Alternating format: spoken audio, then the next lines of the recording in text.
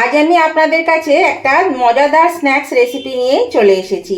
এটার জন্য আমার লাগবে এই আলু। এই আলুগুলোকে আমি সেদ্ধ করে নিয়েছি। তো আলুর খোসাগুলো আগে আমি ছাড়িয়ে নেব। তো আমি সুমনা চলে এসেছি আমার রেসিপির ঝুলি থেকে একটা রেসিপি নিয়ে। আশা করি আপনারা সকলে ভালো আছেন, সুস্থ আছেন। তা আজকে আমি যে রেসিপিটা আপনাদের সঙ্গে শেয়ার করব সেটাই আমি আজকে দেখাবো, আর কি কি নিচ্ছি সেটাই দেখাবো। তো আমার সকল বন্ধুদের আমার পরিবারে স্বাগত জানিয়ে আজকের রেসিপি আমি শুরু করছি। তো প্রথমে আমি বললাম এখানে আমি বেশ কটা আলুকে সেদ্ধ করে নিয়েছি, খোসা সমেত সেদ্ধ করেছি। তো এবার খোসাগুলো আমি ছাড়িয়ে নিচ্ছি। এই দেখুন বন্ধুরা, আলুগুলো ছাড়ানো হয়ে গেছে। তো ভীষণই গরম, এইমাত্র সেদ্ধ করে নামিয়ে আমি খোসাটা ছাড়িয়েছি, সেই জন্য ম্যাশারে করে আমি এগুলো একটু আলুগুলো চেপে চেপে ম্যাশ করে নিচ্ছি। সবটা এখনই ভালো করে মাখাবো না, আমি এটা ঠান্ডা করতে দিই।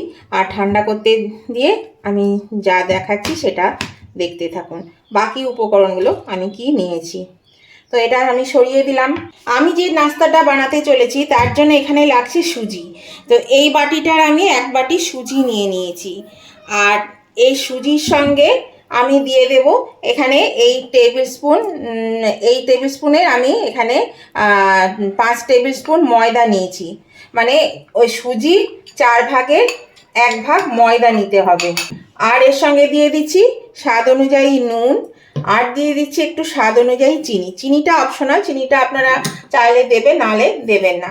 এবার আমি এটা ভালো করে মিশিয়ে নিচ্ছি। এটা মিশিয়ে নেব ভালো করে। প্রথমে সুজির সঙ্গে নুন, চিনি আর ময়দা খুব ভালো করে মিশিয়ে নিতে হবে। এই দেখুন বন্ধুরা, এটা খুব ভালো করে মিশিয়ে নিয়েছি। আর এবার আমি পেস্ট করে নেব মিক্সিং জারে। এখানে আমি একটা মিক্সিং জারে বোল নিয়ে নিয়েছি। তো এর মধ্যে আমি কিছুটা দিয়ে ঢেলে দিচ্ছি। আমি একবারই এটা করে নিচ্ছি। আর চিনি আর নুন কেন মেশালাম এগুলো একসঙ্গে, তার কারণ হচ্ছে সমস্ত উপকরণটা খুব ভালো করে মিশে যাবে। চিনি আর নুন খুব ভালোভাবে মিশে যাবে, সেই জন্য। আর ময়দা দারুণ একটা স্মুথ পেস্ট হবে। তো চলুন এটা আমি আগে পেস্ট করে নিয়ে আসি। এই দেখুন বন্ধুরা, আমি এই ডেকচির মধ্যে এটা ঢেলে দিয়েছি। দেখুন কতটা স্মুথ হয়েছে।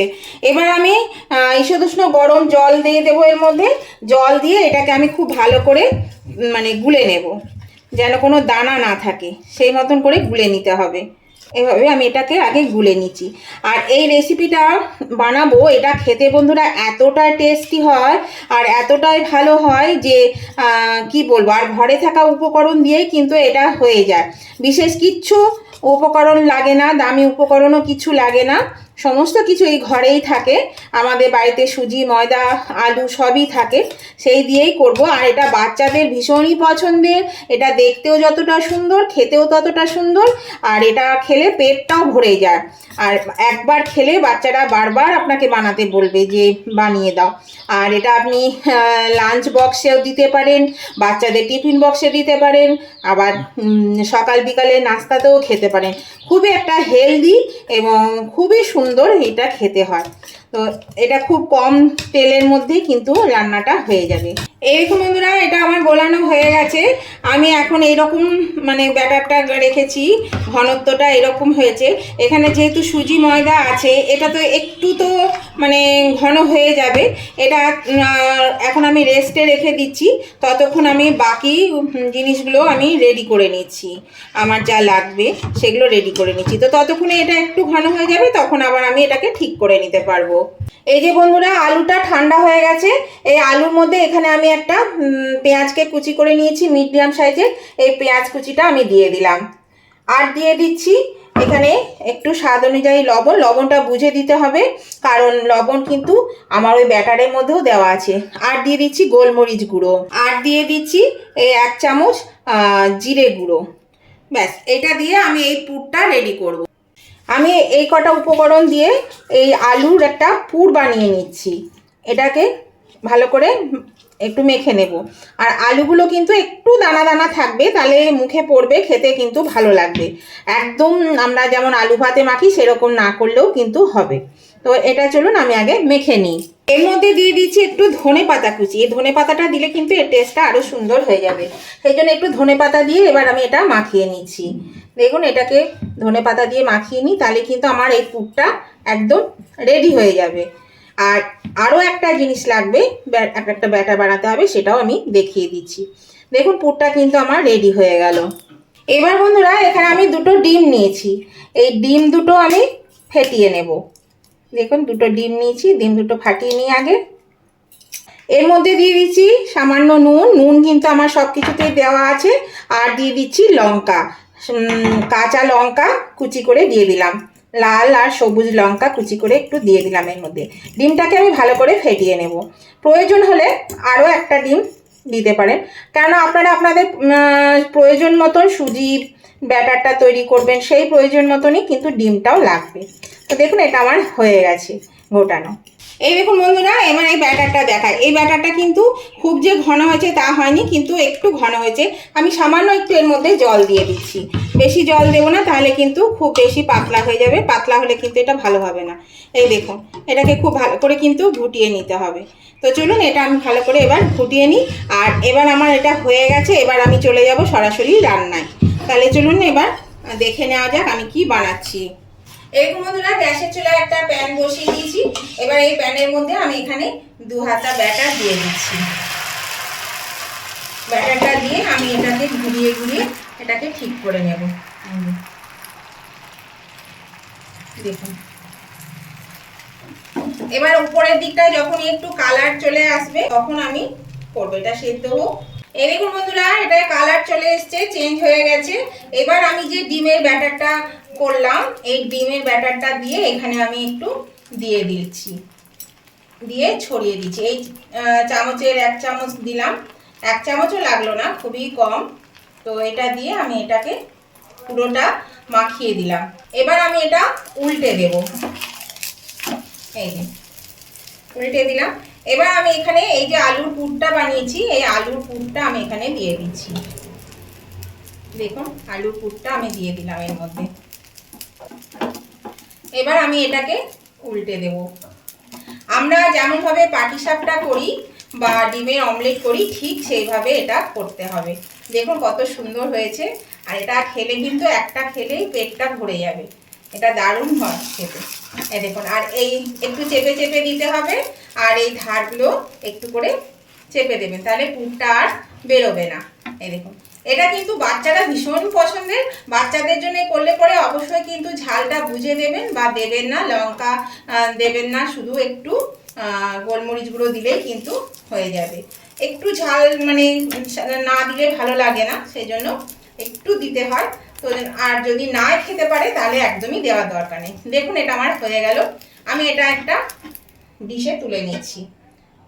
আমি আবার সামান্য একটু তেল এর মধ্যে দিয়ে দিচ্ছি, বেশি তেল আর কিন্তু লাগবে না। এটা কিন্তু ভীষণই হেলদি খাবার, তেল খুব কম দিলেই কিন্তু এটা হয়ে যায়। আবার আমি একদম আঁচটা কমিয়ে দিলাম, কমিয়ে দিতে হবে যখন ব্যাটারটা দেবেন তখন কিন্তু আঁচটা কমিয়ে আবার 2 হাতা ব্যাটার আমি এর মধ্যে দিয়ে দিলাম। এবার এটাকে ঘুরিয়ে ঘুরিয়ে ব্যাটারটা আমি চারিদিকে ঠিক করে দিচ্ছি, ছড়িয়ে দিচ্ছি। দেখুন ব্যাটারটা কিন্তু আমার পুরো ছড়িয়ে গেল। এবার আঁচটা মিডিয়ামে দিয়ে দিলাম, এটা আরেকটু ওপরটা কালারটা চলে আসুক, সেদ্ধ হয়ে যায়। দেখুন ওপরে কালার হয়ে গেছে, ঠিক আগের মতোই এটাকেও আমি ঠিক করে নেব, বানিয়ে নিচ্ছি।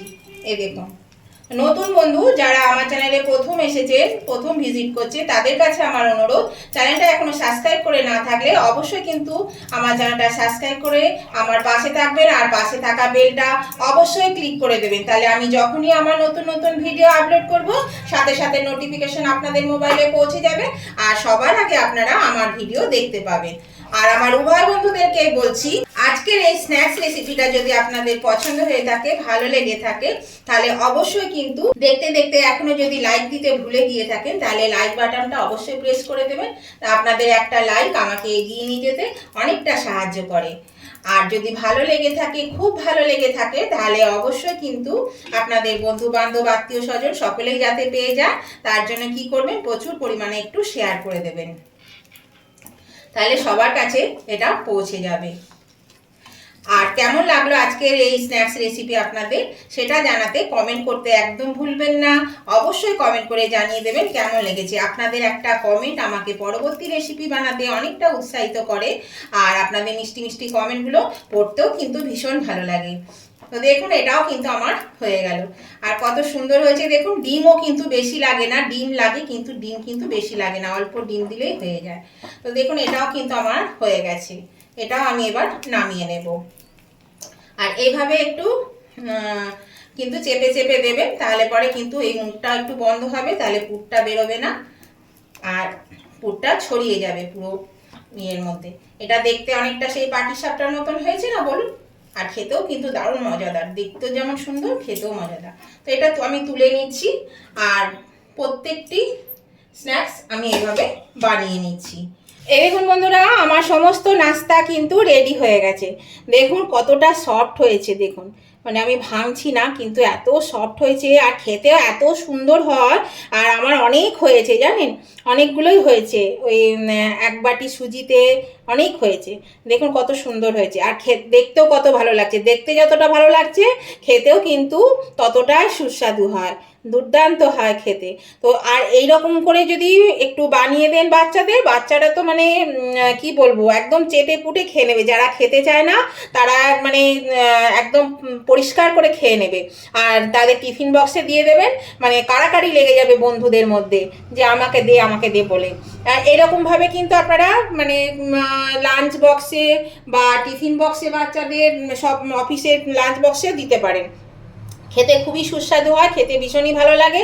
আর সকাল বিকালে নাস্তাতেও আপনারা খেতে পারবেন, খুবই ভালো হয় খেতে। তো আপনাদের যদি এটা ভালো লেগে থাকে, পছন্দ হয়ে থাকে, তাহলে অবশ্যই লাইক শেয়ার কমেন্ট করতে ভুলবেন না। আর নতুন বন্ধুরা কিন্তু অবশ্যই আমার চ্যানেলটা সাবস্ক্রাইব করে আমার পাশে থাকবেন, আর পাশে থাকা বেলটা অবশ্যই ক্লিক করে দেবেন, তাহলে আমি যখনই আমার নতুন নতুন ভিডিও আপলোড করব সাথে সাথে নোটিফিকেশন আপনাদের মোবাইলে পৌঁছে যাবে, সবার আগে আপনারা দেখতে পাবেন।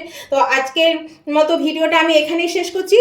আবার আমি নতুন ধরনের নতুন কোনো ভিডিও নিয়ে চলে আসবো। ততদিন আপনারা ভালো থাকবেন, সুস্থ থাকবেন। Tata, bye bye.